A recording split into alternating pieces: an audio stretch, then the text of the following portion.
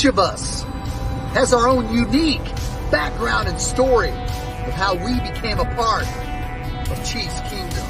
Our reach is far and wide, with fans all over the world cheering on our Kansas City Chiefs. Everyone donning the red and gold has figuratively signed that mutual agreement and come together for one common purpose. For 76,000 of us at a time, to descend upon Arrowhead, man our stations, let out our loudest battle cry to the tune of 142.2 decibels, and make that stadium rock until our opponents beg for mercy. We are unrelenting in our pride for this city, these players, and this team. This is the show for the Allies, Arrowhead Allies.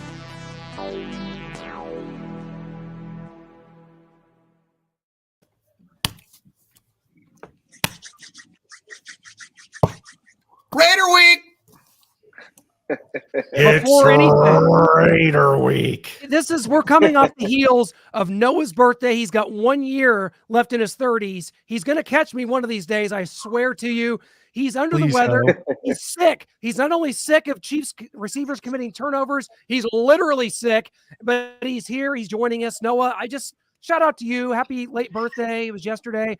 And thanks for, manning up and making it happen today, man. And I know the Chiefs got that win just for you over the mighty New England Patriots, baby.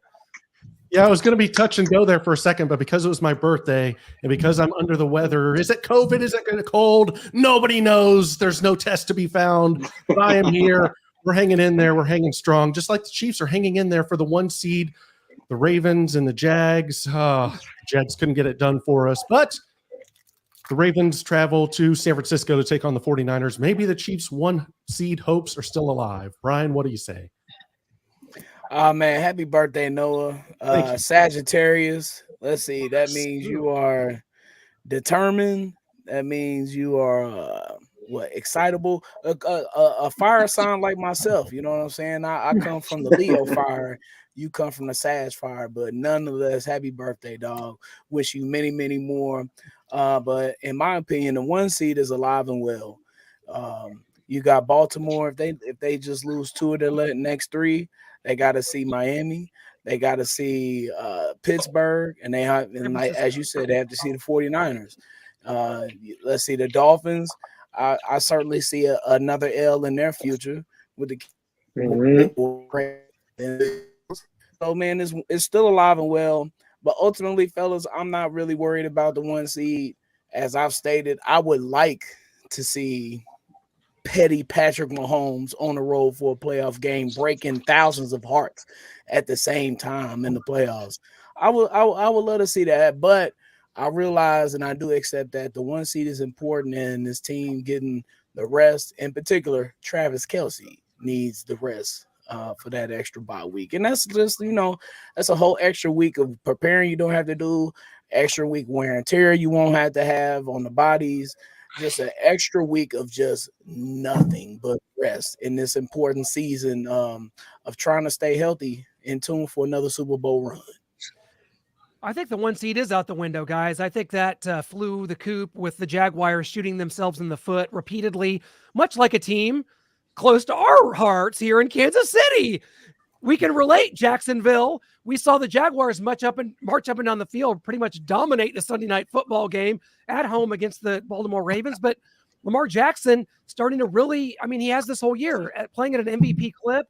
He's really helping them, and especially with a diminished offense as they keep losing people. Running back Mitchell, we know they've lost their tight end for the year. So, but I think Baltimore, man, they've got it. All they have to do is win 2 out of 3 here.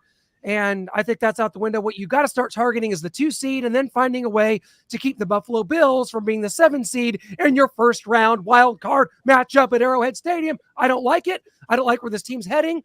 I'm ready to just start going to Bora Bora maybe for the Christmas season. No, Shane? Bora Bora. Wow. Oh. Well, I can understand that because I did have the Chiefs 2 weeks ago. I did have the Chiefs finishing 10-7. So I can understand the concern. It was a lackluster win. First, I want to say happy birthday, Noah. I didn't know it was your birthday yesterday. I would have freaking said happy birthday on Facebook or Twitter or something. I was dead. Too late. I wasn't online at all. Hey, Shaggy, isn't your birthday November 18th? Yes, sir. See, look, 8/18, 12/18, 11/18, and 4/18s, Clint, Where Michael. are they? No, No, Clint I'm is August 11, 7th. so. Elvis Oh, okay. Gerback. That's a good 18. That's Shaggy. That's my Shaggy jersey Okay. my daughter's got me. I damn got it. a Beach Island 18 jersey. See, there we I go. know, that's awesome. When's yours, Michael? August 7th. 7th. Okay. And Clint's Yeah. is March, right? February coming up. But Michael, try to talk some sense into me here. You know, the Chiefs, they go into New England. They, of course, turn the ball over on our first meaningful drive of the game, which is fun. You can just put this team down. You can, Michael, you can write it down with a permanent marker, a Sharpie, 2 turnovers a game. That's what this offense is good for. And that's, of course, not going to win in the playoffs, but we already know that. But you can write it down. It's 2 turnovers a game. And despite that, the Chiefs come out, have a 27-10 lead. They wind up holding on 27-17. I'm not taking anything away from this win. It wasn't pathetic. Yeah. It wasn't a joke. The Chiefs did what they had to do. So why do I feel worse about this team this week than I did after losing to Buffalo? That's all you have to do. Is the name of the game is win and get out of there. You know, we're on to Cincinnati. That's the famous Bill Belichick quote. That's all that matters. We just want the Chiefs to get this win so that they can secure hopefully a top 2 spot by the end of the season. I remember many moons ago where quarterback Eli Manning led Giants team to Super Bowls. All throughout the season, those teams weren't lighting teams on fire. You know, they were playing some solid football, but they just were able to, you know, get that spark and go on a Super Bowl run. And that's all the Chiefs have to do. You want them to get into the playoffs. That first job may be done by winning Monday night. And then from there, you let things just fall into place. And, you know, you have to turn it on when the lights are the brightest. Last week, all you were hearing on ESPN and all these major networks was how great the Cowboys look. The Cowboys look like they're going to make a run, and then they get smacked by the Buffalo Bills. So it's truly a week-by-week process. And the Chiefs went in there. They should have blew them out, but they had their mistakes. Mahomes with the interception and Toney dropping the ball to an interception. The penalties, we're just hoping that we could see some tweaks here and there. I like what we saw from Rice. You know, it's so crazy because the offense drives down the field at will, but they find ways to turn it over or get penalties. So you're like, hey, we know we can get it down there. Now let's work on finishing these drives. So I didn't walk away with my head down. I walked away saying, hey, the Chiefs got a victory. Let's move on to Monday night against the Raiders. That's all you can do. Well said. Oh, man, Kevin Caples, Noah, sending you a Crazy Ralph hat for your birthday because you said it. You're doomed. You're all doomed. And obviously, we don't listen to Crazy Ralph on the Friday the 13th franchise. And they didn't listen to you or I either. So I guess all these kids went to summer camp all excited. They went up to training camp excited about these receivers. They're 7 deep, and then Jason Voorhees and the tipped interceptions and the drops and the misalignments and the mistakes and the penalties have killed them all. And it looks like as of now, they're going to kill this season and kill the dreams of making it back to the Super Bowl. But absolutely. Lord, y'all really feel that this team is not capable of going to the Super Bowl? I think they're capable of getting there. You can't not winning it currently. Not today. They're not capable of winning it today. They're not. Hey, Brian, yes, I understand your question, and it is odd to say it, but you can't trust Kadarius Toney to catch the ball. If Kadarius Toney tips the ball like that in a playoff game, what's the margin for error do we have? You know, I mean what's it going to count? So I think Kadarius Toney's going to be doing punts or I'm not going to say inactive. We can't fire any more people, Shane. We've already fired Sky Moore.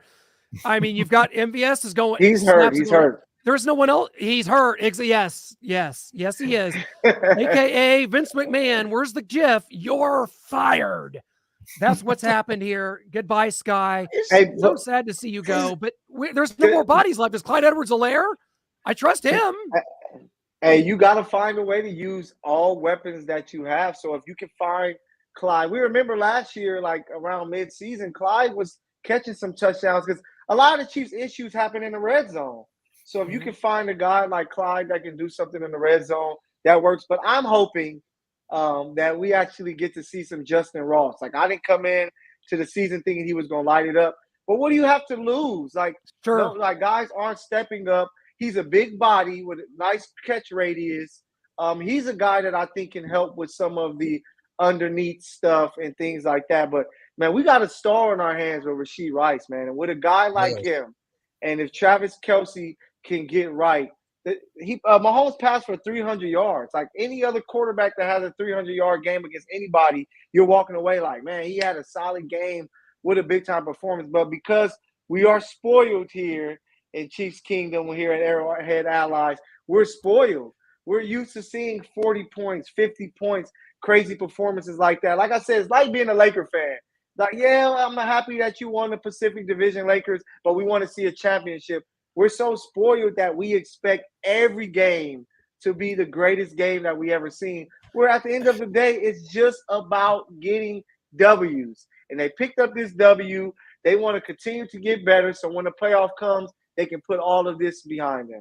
So, all right, here's my thing. It was just go ahead. Oh, we got Mr. Frank Boal coming in into Arrowhead Allies. Yeah, Frank. We were just talking about how this team can't win the Super Bowl this year. Welcome, just in time. It's not true. Perfect, man. It's perfect. That's perfect. I just look. Let me interject. I don't believe that, and here's why: the Chiefs are beating themselves. Like these teams aren't beating the Chiefs. 15 weeks. Like, stop beating themselves though. These teams are not beating the Chiefs, man.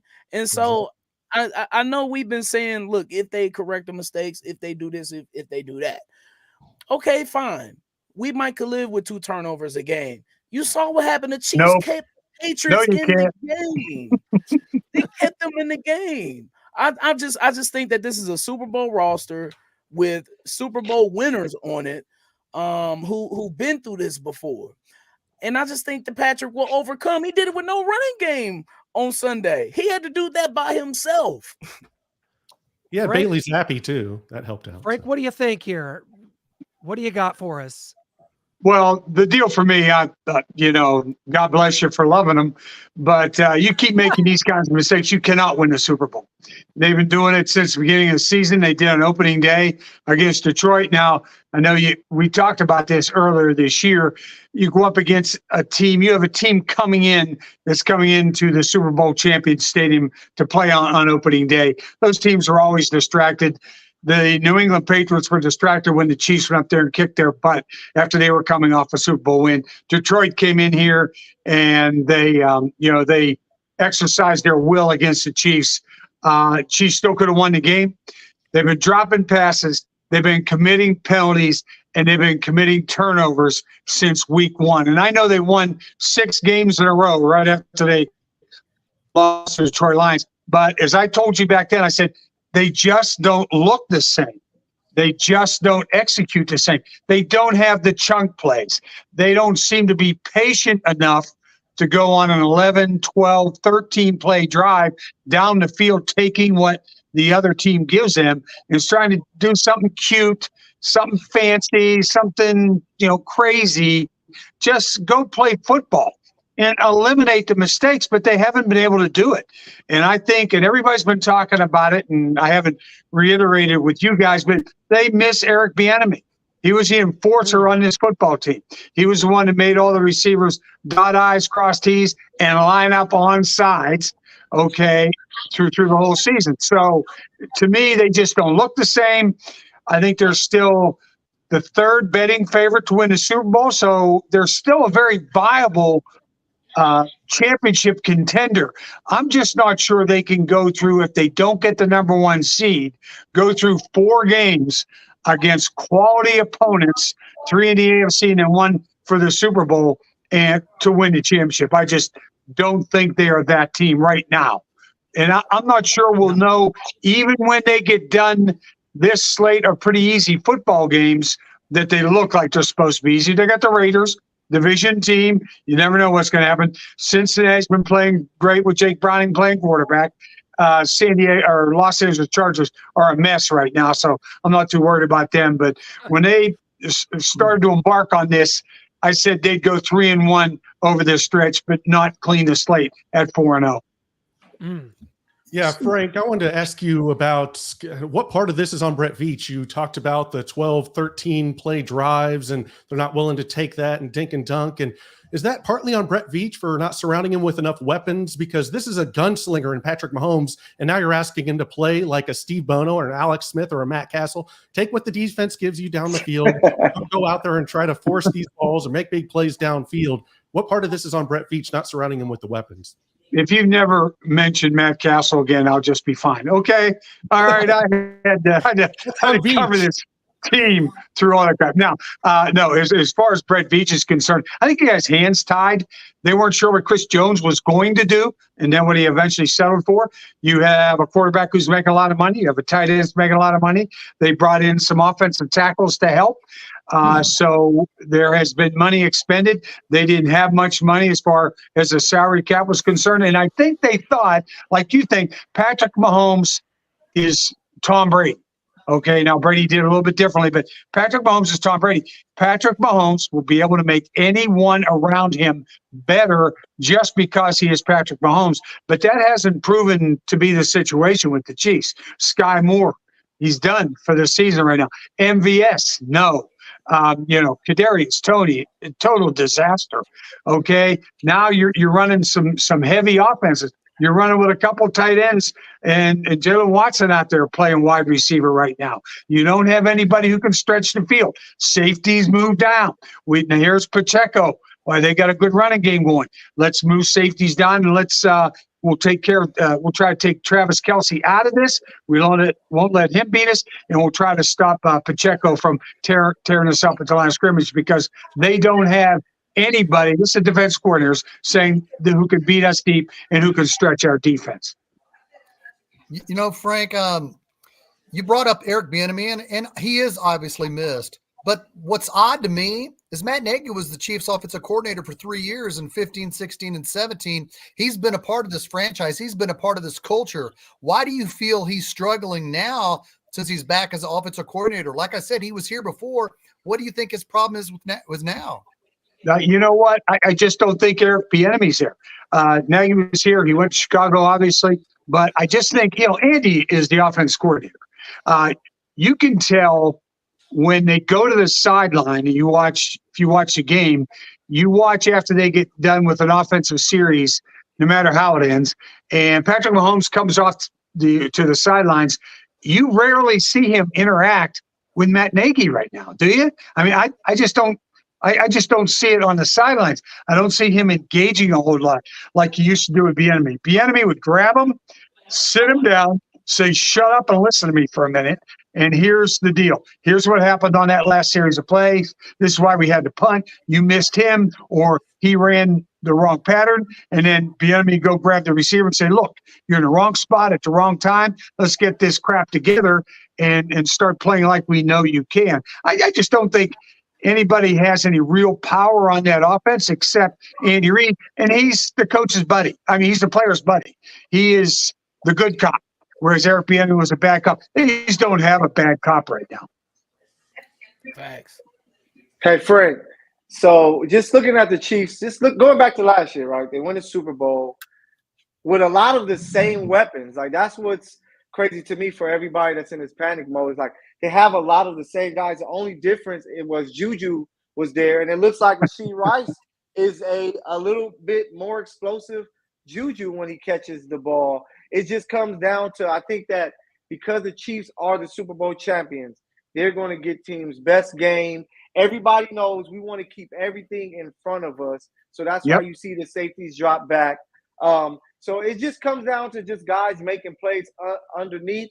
But I just think if the Chiefs can fix the turnovers, fix the penalties, that they're the same team that we saw from last year that can beat anybody in the AFC, especially with the guys at the top who I don't really fear as much in the Ravens and Dolphins. And we see what Jacksonville just did. Even if they even win that division anymore, like if the Chiefs can fix those issues, which are major issues, but things that can be fixed, why can't the Chiefs win the Super Bowl? Well, I'm not saying they can't win the Super Bowl. All I'm saying is it doesn't look good for them to win the Super Bowl the way they're playing right now. I don't think they can win 4 straight games if they're not the number 1 seed. I just don't see it from a lot of those things that you just talked about. Juju last year, remember, could take the top off the defense way better than almost anybody they have because Juju would catch the ball when he got down there, okay? Rashee Rice, watch where they hit him with the football. Where they hit him? Within 4 or 5 yards of the line of scrimmage, right? They're not expecting him. He's not a guy who can take the top off the defense. Now, he can catch the ball and do stuff with it and get yourself some nice chunk plays, but he's not a guy that they're afraid of that's going to run right by him in the defensive secondary. He's certainly not Tyreek Hill, of course. No one is, but he's not even Juju. Juju would go out there and the guy could make plays. He struck fear into defenders' hearts. He really did. I don't think Rashee Rice or anybody else in the wide receiver corps does. I don't even think Travis Kelce does that much anymore. I think Travis has really slowed down this season. I think he's starting to fall off of that cliff we talk about. He's right at that age where he has taken a tremendous beating over all of these years that he's played that it's starting to affect him now. So I just don't think they fear the Chiefs offense taking the top off the defense and getting downfield. And I think that's where they're playing them. And I think that's why they're having such a tough time. And then when you mount everything else on drop passes, right? Patrick Mahomes is doing his job. He's hitting them with the ball. They just can't catch, or if they catch the ball, they get hit and they fumble the ball. And they've been doing it for 14 games. I don't know what's going to change. I have no idea what's going to change. But Frank, like who is taking the top off the defense? Who is getting these explosive plays? There's one team. Okay, Miami, no, I agree. Everybody else isn't doing that. The NFL has slowed down. The defenses have caught up with the offenses, and that's part of the reason. Like I don't fear anybody in the AFC. Baltimore. Why should I fear Baltimore? I fear the running quarterback. The Chiefs stop running quarterbacks. They're a little tough time in that guy in Buffalo. Yeah, Josh is different though. What did Josh Allen do last week? I'm just saying they might not even make the playoffs. You don't have to worry about the Bills. But teams like that give the Chiefs fits, especially if they can not just run with the quarterback, but they have a running game as well. I'm not worried about Miami. Okay, I just don't think two is it. Tyreek's, to Tyreek's. Oh, well, I think Tyreek's a great player. Okay, he's an awesome player. So I'll never denigrate him at all. He's a terrific player. But I just don't think they have it mentally as far as the team's concerned. But I fear Baltimore. Baltimore plays pretty good defense. They got a running quarterback. They got a little bit of a running game. They got some weapons on offense. That kid is having a great season. He's been the MVP before. He's been there. He's done this. And we'll just have to see how it goes as they move forward. But if they got to go on a road and play the AFC Championship game, that's going to be really a tough situation if you keep making the mistakes you're making. I'm not saying the Chiefs cannot win the Super Bowl. I'm not saying that. I'm just saying if they continue to do the things they're doing now, they won't win the Super Bowl. You're just not putting your money on it. No, I'm not putting my money on it. Oh, Frank, man. And when we brought you on, I think that now and forevermore, we have to start announcing you, Frank, as Missouri Sports Hall of Famer, Frank Boal. That has to accompany you every time. And I think we've got to throw that in. And the fact that you are also out here, not only were we talking about decades in television, you now have your podcast. There's just something about Kansas City. Talk about what it's been like doing this podcast, kind of entering this new age and getting all into the weeds on it, and some of the guests that you've had on so far. You've had some really good guests. Carl Peterson, who's been on this show as well, and what you have coming up. Yeah, we have a lot. I think we have so many podcasts in the can right now, which is what we wanted to do. We wanted to get ahead. We drop one every Tuesday, and you don't want to just be week to week trying to grab somebody and then throw them on. So we've been way out ahead of it. I just talked to George Brett yesterday. George and I sat down for an hour and went over just some other things that everybody knows about George's career as a baseball player and how great he was, et cetera. We talked about stuff in his family, about the problems with his father that and he and his 3 brothers all had with his dad, who wasn't a very nice guy. And so some of that stuff in his career. We talked about Rush Limbaugh, and we talked about just all kinds of stuff with George Brett. But we've had on Carl, we've had on Dayton Moore, we've had on Bobby Bell. I'm just going over the sports guys, and then I'll go over the other people in a minute. But Kathy Nelson, Kevin Harlan, we've done Bill Moss and Tim Grunhard as well. Like I said, we just did George. And then today I did Kyle Talbot. He's an influencer who sells real estate. He's going to get Katie McCliney coming on. She's an influencer. I don't even know what an influencer is. When I was a kid, my parents used to tell me, Frank, you're an influence as well. You're a bad influence on people. Okay, so I was an influencer before influencers were influencers. Okay, but we've had on Big Sonia, who's a Holocaust survivor. We've interviewed Sly James and Kay Barnes. We've interviewed also. Oh, doggone it. My brain's probably Ann Peterson, who was just inducted into the Missouri Broadcasters Hall of Fame, and just people like that around Kansas City is sort of an evergreen thing. And the bottom line is, we're asking all of them, there's just something about Kansas City. What is it about to you that makes this such a great place to live, work, raise your kids, and all the great things that are happening in Kansas City? So we've interviewed Cliff Ellig. We've got the Chris and Angie Long coming on. They are the owners of the KC Current, built that incredible stadium over there. So we just have, there's all kind Crosby Kemper III is on our list. He's going to join us via Zoom from Washington, D.C. to talk about Kansas City, which is his hometown. His family, very influential. Oh, and we're going to do the J.E. Dunn family. Mr. Dunn turns 100 years old today, or this year.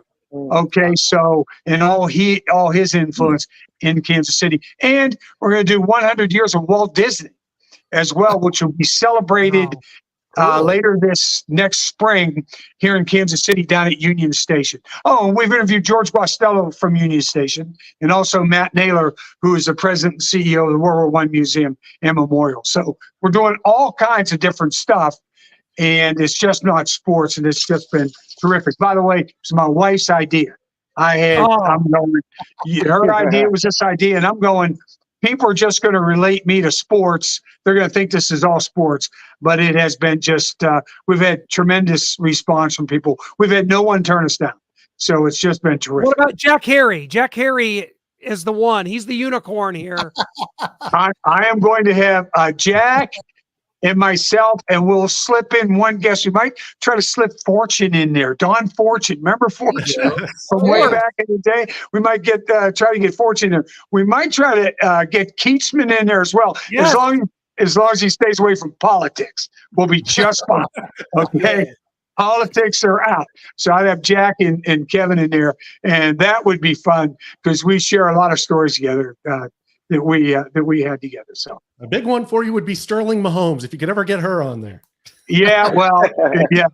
Well, you know what? My wife she is the eternal optimist. She's shooting for Andy Reid. She's shooting for Travis Kelce.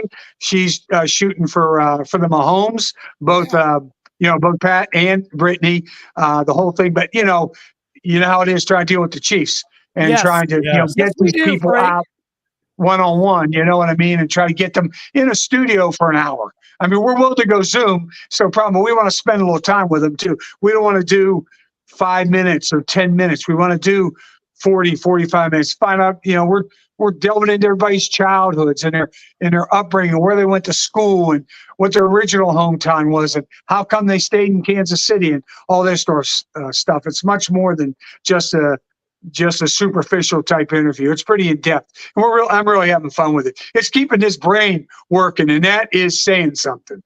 Okay, because I still have to do the research and all that other stuff. So it's been crazy. It's been wonderful. Yeah.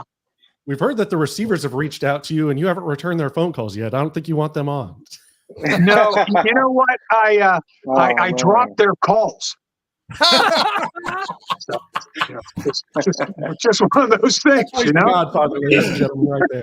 I don't even know how to go anywhere from that. That's a mic drop, Frank. You get talk about still got it, my friend. You are doing great, man. And this is the podcast is tremendous. And just to be able to pick your brain and have your insight here and there on our show has been awesome. And now you know how to use StreamYard, so you're set up, man.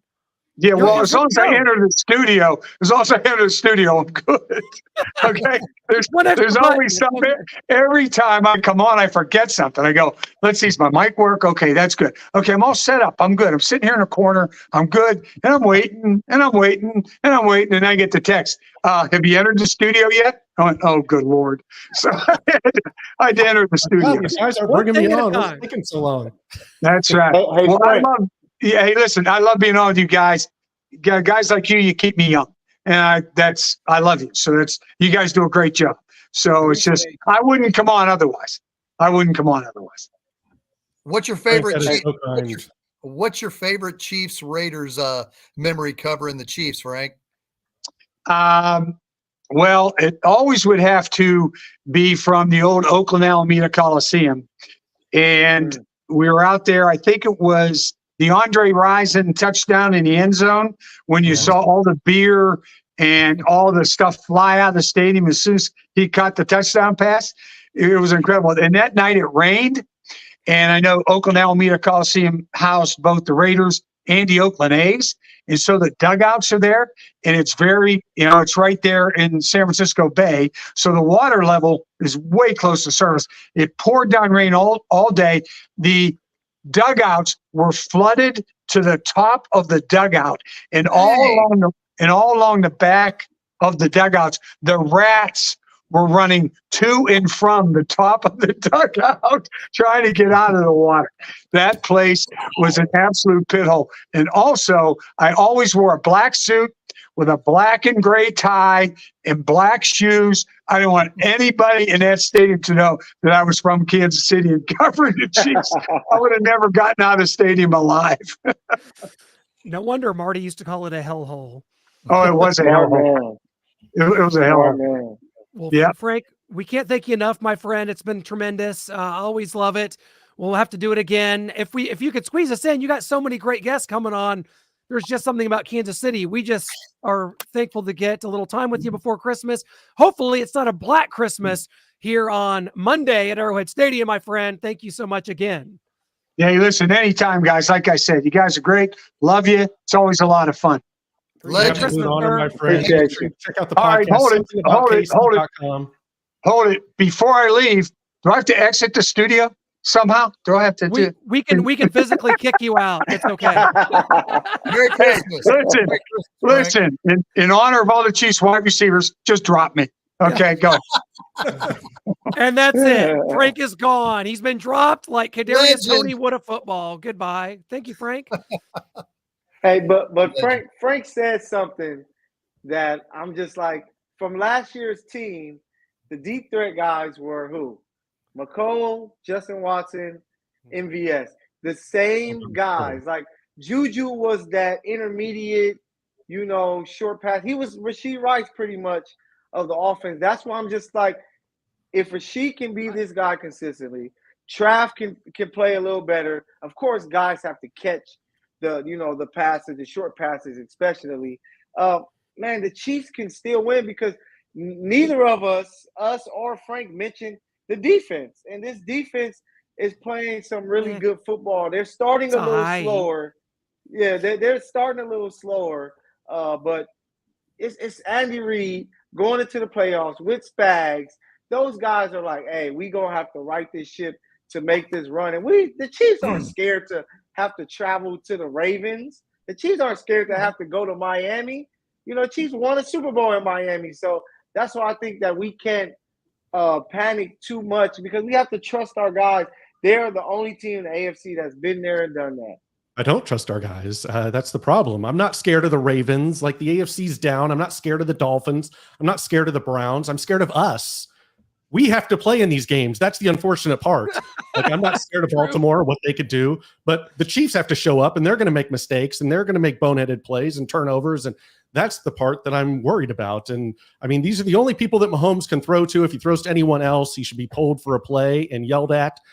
But we don't have anyone to do that since Eric Bieniemy's gone. So, but if you don't see him up there, they're not getting the ball thrown to them. I'm sorry, Kadarius Toney, Sky Moore, who's on IR now, MVS, no. Blake Bell, obviously no. I mean, this is it. These are who you have to throw to. And I'm not sure about Richie James, Justin Ross, and McCole Hardman. We haven't seen enough of them to say that they're disasters. So they're up next to see if they can give you enough come through or not. Those guys can give you enough.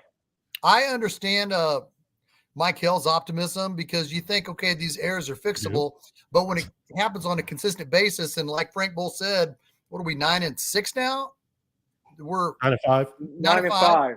So yeah, since we're 9-5, all we need to see on Christmas Day is a perfect Chiefs offense. Oh, well, I guarantee you, once we see a perfect offense, we'll all take a breath of fresh air and go, they can play 60 minutes of air-free football. And I think once we see that, we'll believe it.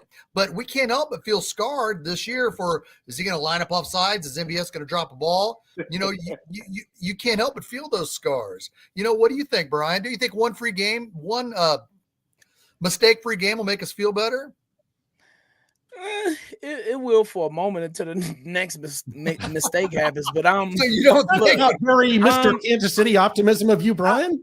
Well, my thing is, man, progression is getting 1% better than you did yesterday.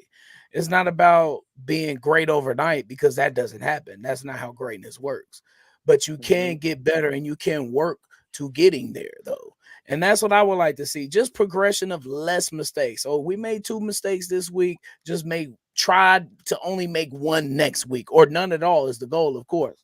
But the realistic goal is to cut your mistakes in half and try to be better. And that's all that I'm looking for. And that's all that I've been trying to see for the season. And that's why I try to stay optimistic, because these guys are in the NFL. They are coachable. They're not slouches. They're all, cyborg human beings, for the fact that they're in the National Football League. So all these guys are coachable, man. And that's why I have such a positive outlook on it. But I get it, man. You've seen it again and again and again and again. And the definition of insanity is doing the same thing and expecting different results. All right, we all get that. But I still believe that different measures in different times of the season, like now, it's time to go. It's time to limit those errors as much as you can. From Patrick Mahomes on down, everybody. And Patrick Mahomes making a lot of mistakes, but you see he turned it on again in that Patriots game. He was on. All right, that was the Patrick Mahomes that we all love to see, because he had no help in the running game. They were stuffing Clyde. Chiefs only had, I believe, like 53 yards rushing the whole game with no Pacheco. So we saw the best of him. It's just Blake Bell. What are you doing? Come attack and go get the ball. That's the reason for that first interception. On Mahomes. The next Don't throw interception that we football saw to with Blake Bell. Kadarius. So I just think that different circumstances calls for different times, and it's time to put the pedal to the metal right now, though. It's time for no games being played, and that's why I believe that they'll be better in these circumstances. They'll be better in the playoffs, because they've been through this and they've seen the mistakes and they've gone through that phase. But it seems like sometimes Kadarius or whoever it is, they just cannot get out of the funk right now. And it's coming back to hurt the Chiefs. It's not only hurting them, it's hurting the entire team. Because what happened 2 plays later? Patriots go ahead and score a touchdoam to make it a 10-point game instead of a comfortable 17-point game. And that's when I get pissed off. That's when I'm like, I am over it. I'm done. When those mistakes start to hurt the entire team. Yeah. Well, isn't Andy Reid giving too much of a leash to these guys? I mean, finally, just recently, we've seen him start sitting MVS. He's getting less snaps. Sky Moore, now he's on IR. And now he says that he's still behind Toney, but I think we need to start seeing less of him and him sitting. I think he needs to take more of a Bill Belichick approach moving forward. You make a mistake, your ass is on the bench. Sit down. I don't want to see you again. We've got 28 receivers, and so the ones that aren't making mistakes or that we haven't seen yet, throw them out there. Justin Ross, I don't know if you can play or not, but I haven't seen you make the mistake, so let's try that. It's not even about that. You're right, but it's like who out here not only is capable of being productive, but isn't actively trying to murder your season. Yeah. That's the bar. And that's where it hasn't been met all year. Like I said, I made the analogy last week that I'm afraid of snakes. The good news for me is snakes aren't slithering into your home trying to bite you in your sleep. Thank God. That's what I was afraid of with this Chiefs receiving core, but I did not foresee in my crystal ball that they were going to be actively trying to ruin my season. And that's what they do every single week. It's almost unconscionable. It's unfathomable. Statistically, drop rate wise, we'll just use drop rate. This is the worst receiving core in 10 years. That's unbelievable. Like Mike Hill said, this is many of the same parts as last year. You trade Juju for Rashee Rice. That's a push at best. I mean, Rashee has 7 touchdowns. Juju only had 3 last year. Both are going to be right around that 1,000-yard mark. The question I have to ask, guys, is one that I haven't been allowed to ask all year. I'm gonna ask it. And anybody just jump in, and whoever's got the most hot take on this, jump in. How much do we put any of this blame at all on Patrick Mahomes? He is having his worst season as a pro. Hell no. Okay. Fair. I'm just asking. Okay. Well, okay. All right. I came out too fast. Some of it is on I'm him. just asking. Some of it's on him. He has not had an A+ season like we normally see him from Patrick. There's been some mistakes on his part. But then again, like when I look at it, like the Eagles game, was he running the right route? Like we don't know we don't know, like, are they making the correct site adjustments? We don't know if MVS on that play against the Packers, if that's his fault, or maybe Patrick is trying to freestyle a little bit more. Like, but I think if these receivers just make these catches in these crucial times, like, we wouldn't even be having this conversation. Yeah. Chiefs would be like runaway favorites in the AFC at least by now. You know what I'm saying? So I don't know if we can put that on Patrick. I think that he's played his best to what he could with these receivers and their errors. Yeah, that's a good point. I agree. Yeah, I'm with you. Original take, Brian, of hell no, it's not on Patrick Mahomes. As Pinman said here, Andy Reid came out and said it himself that Richie James needs more than 2 targets. Does that mean Richie James is going to be featured more this next Monday on Christmas Day, or is that just a smokescreen? Yeah, everything is gamesmanship from here on out. Everything that you say, every play called, it is gamesmanship. So I don't know, Shaggy. Who knows? You know where the issue started when at the beginning of the year when the Chiefs said we're going to go receiver by committee, and they were playing 6 or 7 receivers. Guys couldn't get into a groove, and and Pat couldn't get that, trust knowing where guys is going to be at, because he does one play, he has 3 receivers on the field. The next play, it's a brand new 3 receivers. And I think that kind of hurt them because Pat couldn't get the chemistry with his certain guys. And last year, you knew for the most part, these guys are going to be on the field. If we're going to look for a big shot, it's going to be Justin or MVS. Any of the gadget stuff, it was going to be McCole Hardman. And then Kadarius Toney came. When it came to a lot of intermediate, I'm looking for a Trav. I'm looking for Juju Smith-Schuster. With them trying to play that mix and match, I think that really hurt those guys because they couldn't really get confidence, because we saw it again in the Vikings game. Justin Ross goes up, makes a big-time first down catch. He doesn't play like the rest of the game. So now I'm hoping that Andy is realizing, hey, we got Rashee. We know that Justin is most likely going to be our deep threat. Who is your gadget guy? Who is the next guy that you're going to play? And keep it at those 4 guys. If somebody gets hurt, of course you're going to have to play somebody else. But just keeping a core set of guys allows them to gain confidence with their catching the ball, their route running. It allows Pat to have the confidence that, okay, these are the guys. This is what he likes the ball low. He likes the ball a little more towards right. I think that was hurt by trying to do that receiver by committee. And, I'm kind of it sucks that Sky went out with the injury, but it's dwindling down the numbers to where now hopefully they can pick. These are the 4 guys we trust going into the playoffs. Let's go from here. I don't know if it's necessarily just, okay, he needs the ball here, he likes the ball here. I think it's, and Dan Orlovsky pointed this out before, like, and Brian just said, the side adjustments.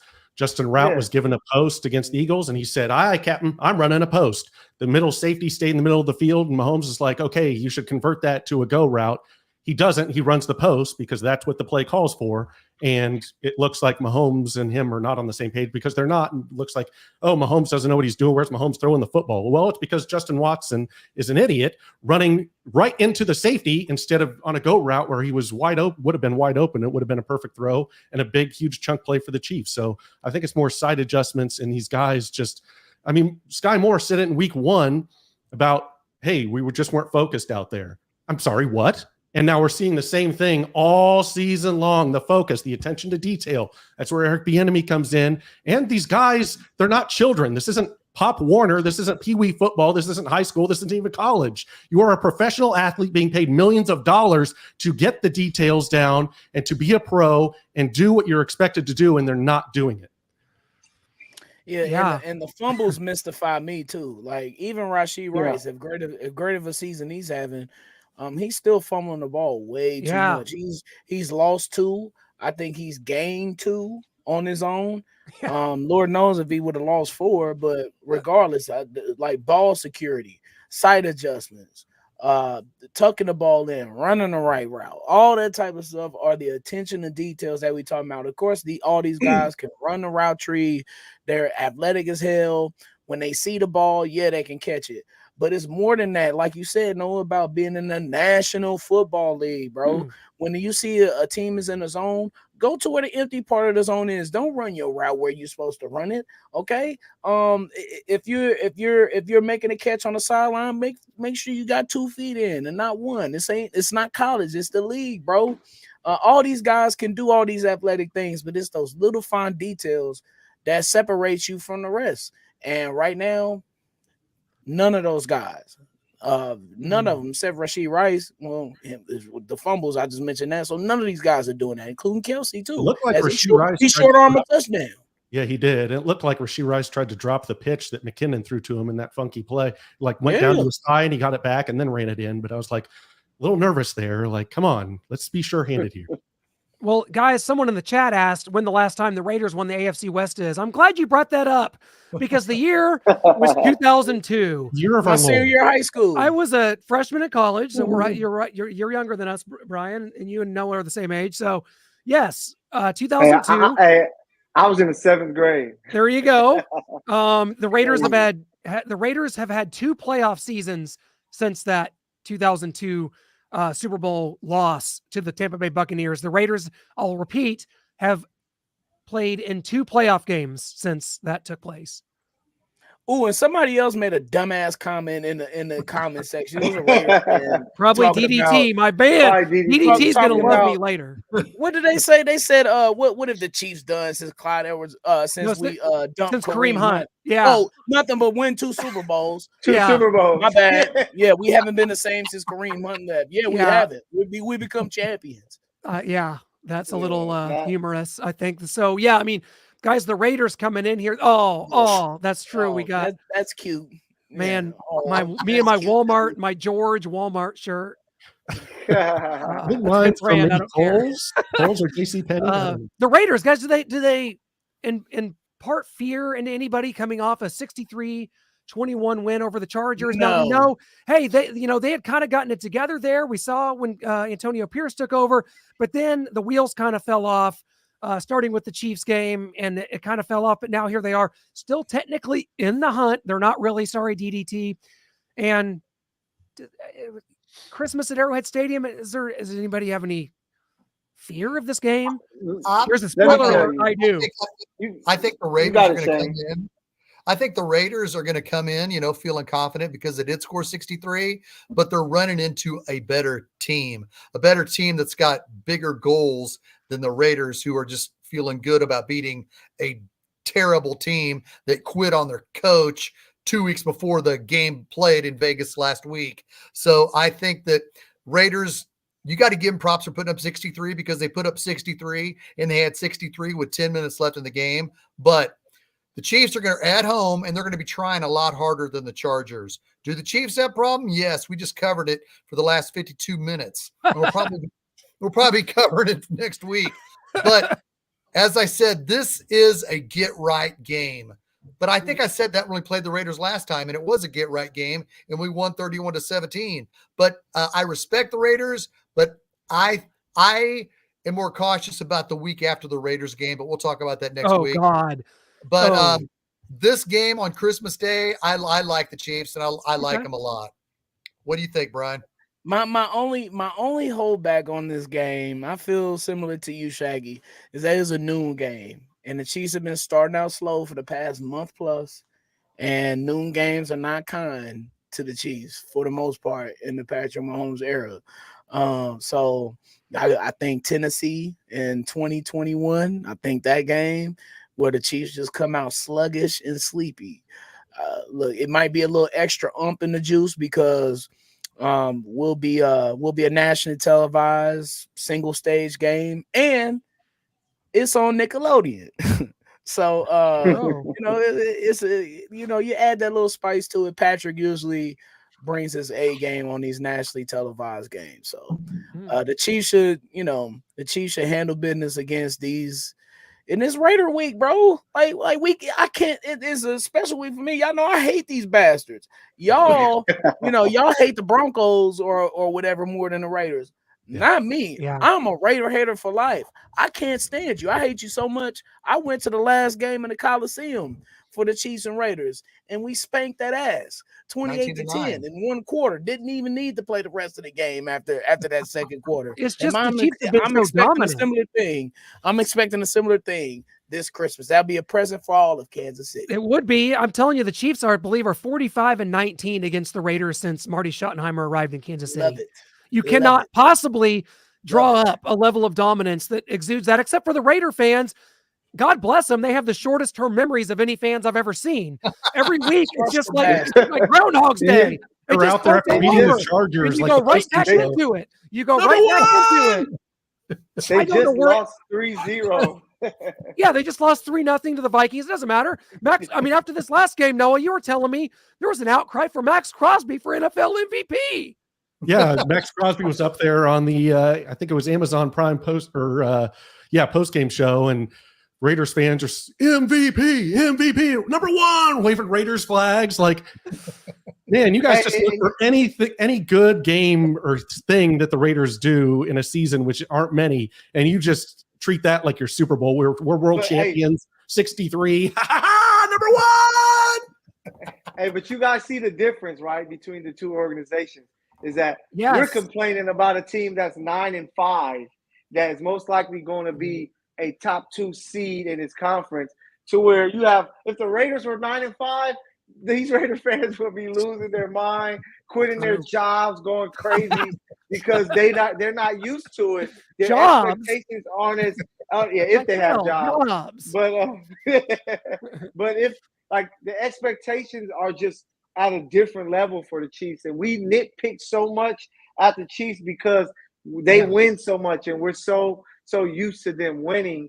So that's why I don't get caught up into everything, because you got DDT out there thinking that the Raiders are going to beat the Chiefs because they beat the Chargers, who pretty much at this point are San Diego State because all of their guys quit on the team. Justin Herbert isn't playing, so that isn't a win to be too excited about. But, hey, game at a time attitude. The Chiefs' focus is, of course, winning the games, but let's focus on fixing these issues, these penalties, these drop passes, these turnovers, and that's what the main focus is, because I believe that the Chiefs should still win all 3 games, but you want to walk away knowing that, hey, we are better. We are not turning the ball over. Our penalties has dropped. We are improved. We are an ascending team heading into the playoffs, and that's a team that no team in the AFC wants to face if the Chiefs are feeling like that. Michael, we got a shot here at your Lakers. You were there last night when the Lakers raised the in-season tournament banner. And Marcus sounds like the Lakers raising an in-season tournament banner. Now, we know the NBA mandated that, right? Like the NBA had mandated that. And it's a championship. Like when you're a winner, people are going to hate, when they see the banners going up. Right. So Marcus, I don't know what your favorite team is, but clearly they don't win like the Lakers. So that's why the hate is going to come. That's why everybody out here is going crazy. Oh, the Chiefs suck, but they're 9-5, better than most people's teams. So it's just a funny situation right now. I mean, Andy Reid's Michael, talking about that, you've talked about how everyone's freaking out that we're 9-5. Chiefs fans are spoiled. I had a post this week that kind of talked about that, broke the Chiefs fans into two separate categories. One where they're, hey, we've got 2 Super Bowls. What are we freaking out about here? We dreamed of this back in the 90s, the 2000s. Calm down. And then there's another set, which I reside in, which is we have Patrick Mahomes. We're coming off this Patriots dynasty. We have the greatest quarterback in the game who's striving to be the greatest quarterback ever. We're striving to be a dynasty and maybe the greatest dynasty ever. We've got a shot at that. This is here and now, and we are giving this away. It looks like this season we've already given away Mahomes' MVP by having lackluster wide receivers, and maybe we give up a chance at another Super Bowl championship and people really cementing us as a dynasty. But you've got 2 separate fan bases, 2 different ways of viewing things. Hey, we've got 2 Super Bowls. I'm not focused on this greatness, this legacy of everything. I've got 2 Super Bowls. I'm happy right now because we didn't have it in the 90s. We finally got it.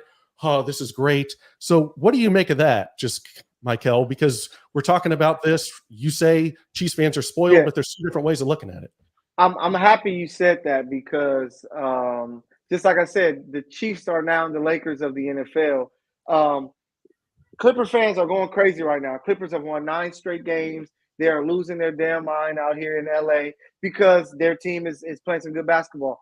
You don't win the championship in December in neither of the leagues, NFL or NBA. It's about what you do when the games matter most.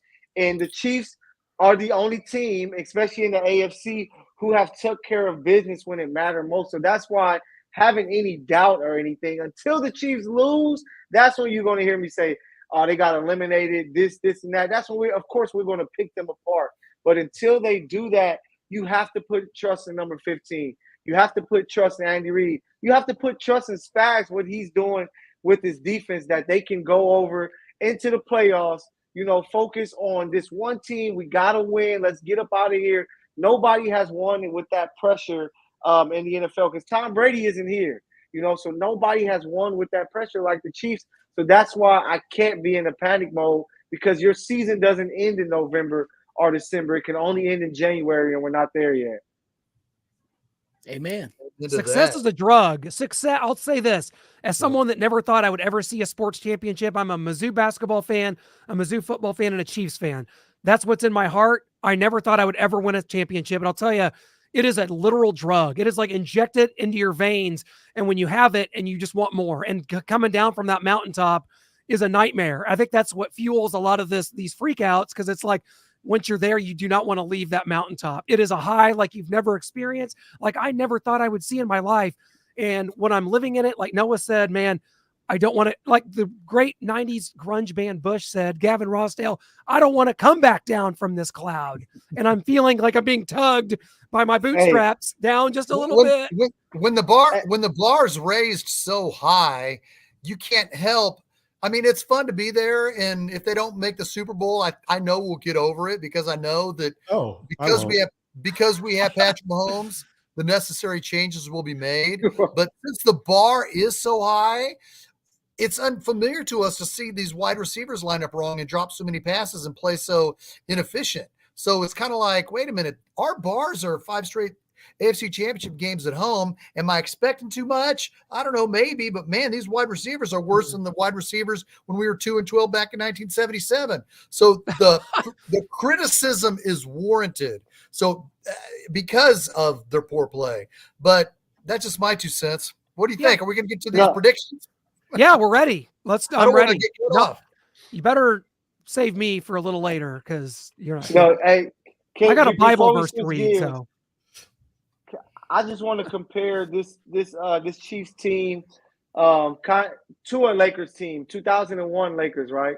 Like the Lakers were playing, solid basketball, but they weren't looking as great as everybody expected them to look.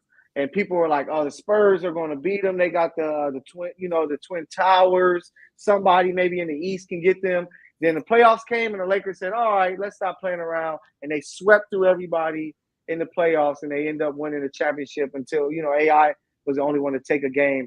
And I think the Chiefs have that opportunity with this team, even with this roster, to if you can fix some of the little small details that we can easily look up and say, wow, this is the best defense Patrick Mahomes has played with, they're playing lights out. And now the offense is actually not turning the ball over as much as they were, and now they're looking dominant. So that's why I just wait on any criticism until I see them fail me, which I don't think they will. Amen. Shane. Predictions? I'm going to go Chiefs 30, the Chiefs 31, the Raiders 16. We get it right. It's Christmas. We'll all be jubilant. We'll feel good about Christmas time. What do you think, Brian? I got 31-16 Chiefs. Talk to me, baby. 26-13 Chiefs win. Mm. Yeah, that sounds good. Perfect. Mistake-free game. Go I'm, ahead, I'm Michael. I think I'm going to go here. I got 24-19. Pretty ugly game there. I mean, that's kind of what the Chiefs do right now. That's just who they are. They play ugly football games. There's going to be some turnovers. There's going to be some mistakes. And it's going to be a tight football game on Christmas where we're wondering where the Raiders kind of have the ball at the end. Are they going to drive down and beat us here with Aiden O'Connell and Devontae Adams and Josh Jacobs and Michael Mayer, who I wanted at tight end, but instead we just couldn't do it. We picked Felix, and that kind of was that. And we haven't seen much of him. I know people say there's too many people in front of him. He's not getting any snaps. I think he's not getting snaps for a reason. But I digress. Michael, what do you got? Do you have the Chiefs winning on Christmas? Can you give us a Christmas gift? Yeah, I think Chiefs win 30-20. I think, it's going to be a fun, competitive game. The Raiders are still trying to make DDT happy and let him believe in his team again. And it's Christmas. They're going to be hyped up coming off of that big-time win. But I just think the Chiefs are like, hey, we know what we're playing for. We're playing for something bigger than, a lot of people. We're trying to go back-to-back.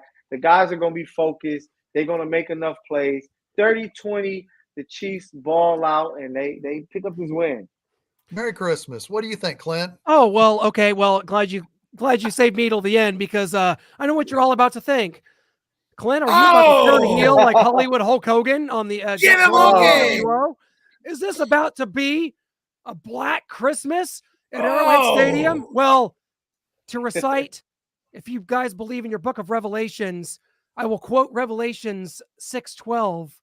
And behold, when he had opened the sixth seal, and lo, there was a great earthquake, and the sun became black as sackcloth, and the moon became as blood, and the stars of heaven fell into the earth. That is Sunday at Arrowhead Stadium when the dream officially dies for this team, and we put the RIP sign on this damn tombstone for this forgettable, trash-ass 2023 season that should never have happened, that I tried personally to stop from happening, and that I will hold each one of you three responsible for when it does happen. I got the Raiders winning 23-21 with a walk-off field goal. You keep that lump of coal under your Christmas trees, everyone. Open it up twice and even eat a little. It might just taste good. Who's man now, boys? At Arrowhead Stadium. Clint, you can go to Merry hell. Christmas. Merry Christmas. Tony Schiavone there. Hey, That's great. Stay off the weed. What Stephen A. say? Stay off the weed. Hey, leave Brian out of this. Well, maybe Clint probably needs some. Okay, yeah, maybe. I think we're all going to need some here pretty soon come the playoffs. So. Well, Merry Christmas, everyone. Merry Christmas. Let's wrap it up next week. Hopefully we'll get a good guest on here and do it. Absolutely. Go Cincinnati. Go Chiefs.